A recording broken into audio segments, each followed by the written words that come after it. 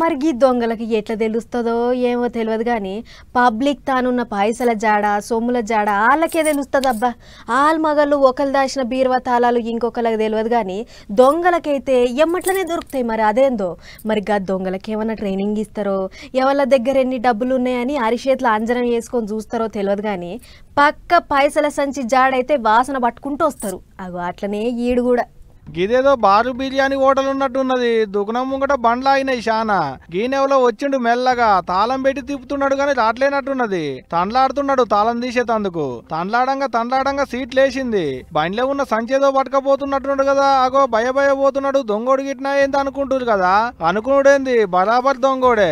నిర్మల్ జిల్లా బైంసా పట్టణం వివేకానంద సడక్ లో ఓ బార్ అండ్ రెస్టారెంట్ ముంగట స్కూటర్ బండి పెట్టి లోపలికి పోయిండు గీ కాక.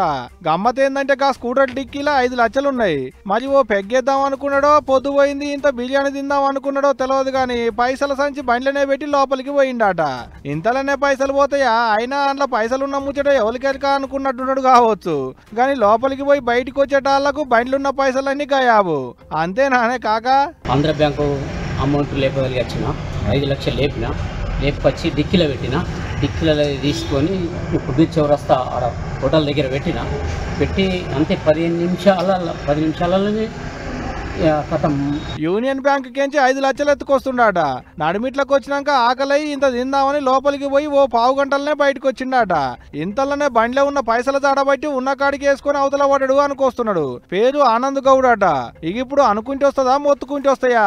చక్కగా పోయి పోలీసు వాళ్ళకు పిల్లదైతే బుడ్డ కెమెరాలలో రికార్డ్ అయిన దాన్ని బట్టి ఎంకులాడే పనిలో పడ్డారు పోలీసు వాళ్ళు. మరిగాడు ఏడికెంచి కావాలి కాస్తున్నాడో ఆ పైసల కొరకు నాసు పెట్టుకుంటే ఎక్కడికి వెళ్ళి వస్తున్నాడో ఏమో తెలియదు కానీ ఆఖరికి కాకకు మాత్రం కుచ్చుటోపి పెట్టిపోయిండు పోండ్రి.